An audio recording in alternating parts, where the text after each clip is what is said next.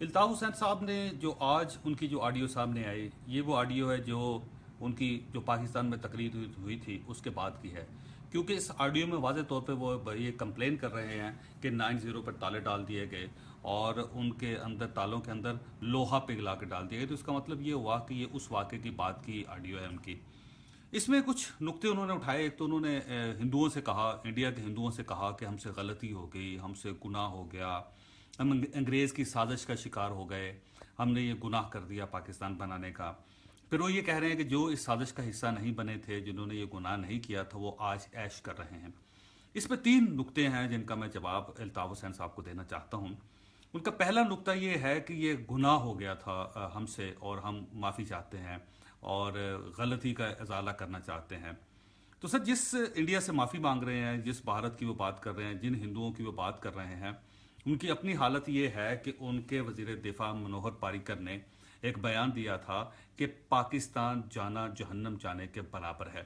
اس کے جواب میں ان کی ایک ایکٹریس ہے جس نے صرف اتنا کہہ دیا تھا کہ پاکستان جانا جہنم نہیں ہے، پاکستان جہنم نہیں ہے۔ اس کے جواب میں اس بھارت نے جس سے آج الطاف حسین صاحب معافی مانگ رہے ہیں، اس نے اس ایکٹریس کے خلاف غداری کا مقدمہ قائم کر دیا۔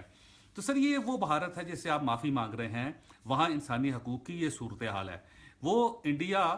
کسی ایک وزیر کے بیان کے جواب میں آنے والے بیان کو بھی برداشت نہیں کرتا۔ یہ صرف پاکستان ہے، یہ پاکستان کے لوگ ہیں جن میں 25 سال مسلسل آپ ان کے خلاف بیان دیتے رہیں،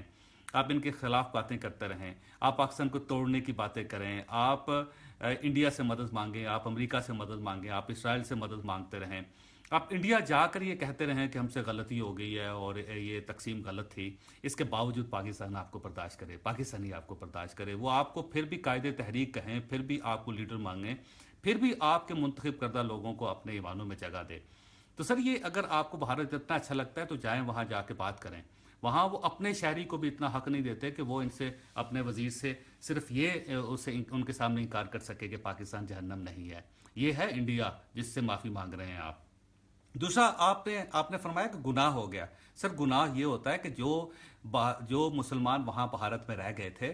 ان میں سے اگر کوئی شخص گائے لے کے جا رہا ہو تو اس کو لوگ پکڑ کے قتل کر دیتے ہیں۔ اگر کسی کے اوپر یہ الزام لگ جائے کہ اس کے فریج میں گائے کا گوشت ہے، تو لوگ اس کے گلے میں ٹائر ڈال کے اس کو آگ لگا کے اس کو مار دیتے ہیں۔ سینکڑوں مثالیں ایسی ہیں کہ جس پہ کسی مسلمان پہ صرف گائے ذبح کرنے کا الزام لگ گیا اور اس کے پورے خاندان کو جلا کے مار دیا گیا۔ یہ وہ انڈیا ہے جس سے آپ معافی مانگ رہے ہیں، یہ وہ بھارت ہے جس سے آپ کہہ رہے ہیں کہ گناہ ہو گیا تھا، ہم سے غلطی ہو گئی تھی، ہمیں معافی دے دیں۔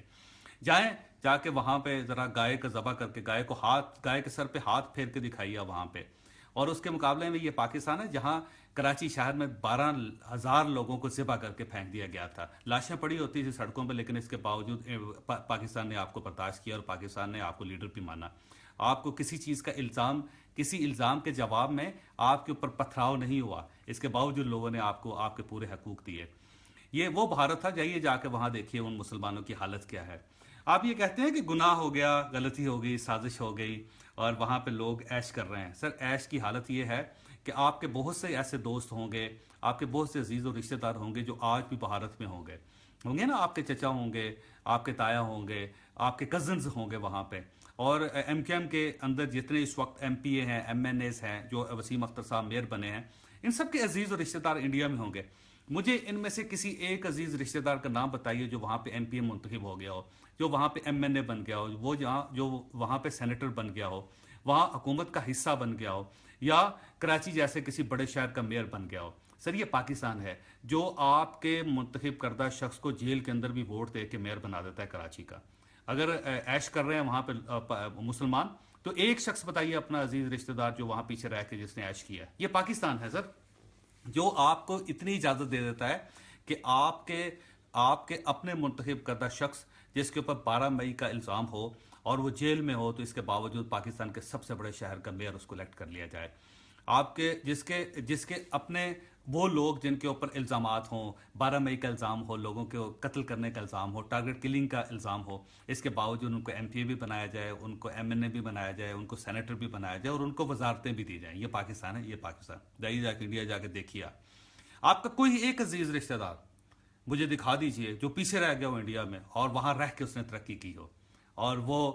جس کو آپ مثال ہم بنا کے پیش کریں، جس سے کہیں کہ یہ وہ شخص تھا جو پیچھے رہ گیا، جس نے بڑی عیاشی کی وہاں انڈیا میں، جو عیش کر رہا ہے۔ عیش تو آپ لوگ کر رہے ہیں سر، آپ لندن میں بیٹھ کے بھی پاکستان کو گالی دیتے ہیں، لیکن اس کے باوجود ہم آپ کو گالی نہیں دیتے، ہم آپ کی گالیاں برداشت کرتے ہیں، پاکستان کا بچہ بچہ آپ کی گالیاں برداشت کرتا ہے، لیکن حد ہونی چاہیے۔ آپ کیا کر رہے ہیں سر اس ملک کے بارے میں؟ جس ملک نے آپ کو عزت دی، جس نے آپ کو قائد تحریک بنایا، جس نے آپ کو ووٹ دیا، وہ کراچی شہر، وہ حیدرآباد شہر، جہاں لوگ آپ کے امیدواروں کو اپنے کندھوں پہ بٹھاتے ہیں، اور آپ لندن میں بیٹھ کے اسی پاکستان کو گالی دے رہے ہیں۔ قابل افسوس بات ہے سر، شرم آنی چاہیے ہمیں، آپ کو بھی، آپ کے ورکرز کو بھی۔ وہ کس شخص کو اپنا قائد سمجھ رہے ہیں کہ جو آج یہ کہہ رہا ہے کہ 1947 میں جو کچھ ہوا غلط تھا اور میں معافی مانگتا ہوں، وہ گناہ ہے، غلطی ہے؟ سر خدا خوفی کریں۔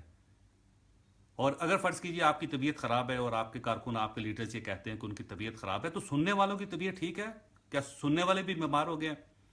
وہ جو آڈیو ہے آپ سنیے، جو اس وقت میرے سامنے بیٹھے ہوئے ہیں، آپ سنیے، اس میں سے جو آوازیں آ رہی ہیں، جو الطاف بھائی کے زائرین ہیں، جو ان کے ماننے والے ہیں، وہ کیا کہہ رہے ہیں پاکستان کے بارے میں؟ سر پاکستان نے آپ کو شناخت دی، پاکستان نے آپ کو عزت دی۔ اگر آپ کو یہ ملک نہ ہوتا تو آپ کے ساتھ وہی سلوک ہوتا جو سب بھارت میں رہنے والے مسلمانوں کے ساتھ ہو رہا ہے۔ سر الزام لگتا ہے کسی شخص پہ گائے ذبح کرنے کا، پورے پورے خاندان کو جلا دیا جاتا ہے وہاں پہ۔ آپ ان کی پارلیمنٹ میں دیکھیے،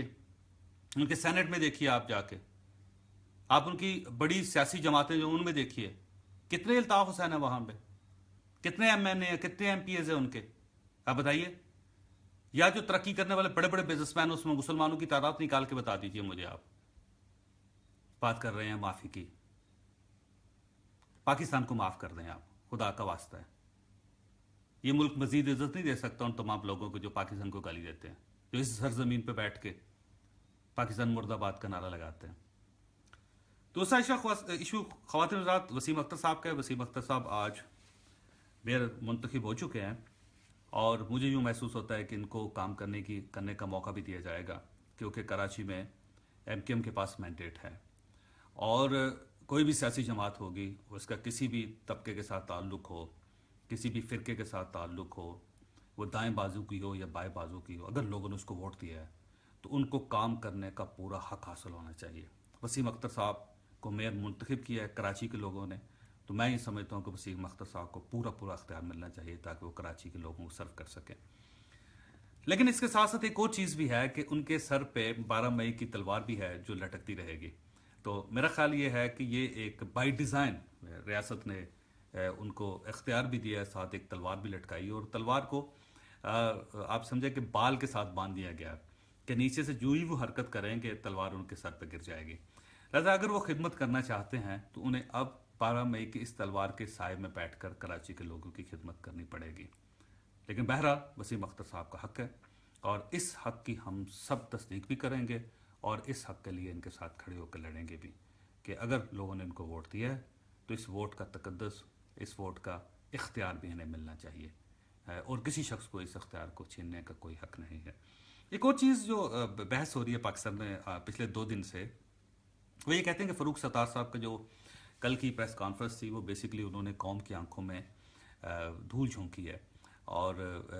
لندن کی ایم کیو ایم ہو یا پاکستان کی ایم کیو ایم ہو، دونوں ایک ہی ہیں، اور یہ صرف لوگوں کو تھوڑا سا گمراہ کرنے کی کوشش ہے، جو مختلف لوگوں کے الفاظ ہیں۔ میں اس سے اتفاق نہیں کرتا، میں یہ سمجھتا ہوں کہ فاروق ستار صاحب واقعی ہی اپنی پارٹی کو آگے لے کر جانا چاہتے ہیں، اور وہ یہ جو بیگیج ہے ان کے اوپر گالیوں کا اور تقریروں کا اور غلط خیالات کا اور اینٹی پاکستان کا، وہ اس کو آف لوڈ کرنا چاہتے ہیں۔ میں بالکل دل سے یہ سمجھتا ہوں، کیونکہ فاروق ستار صاحب کے اوپر آج تک کرپشن کا کوئی چارج نہیں ہے، ان کے خلاف کوئی بڑا کیس نہیں ہے، کوئی بھی، جتنے کوئی مقدمات ہیں، کوئی سیاسی مقدمات ہیں،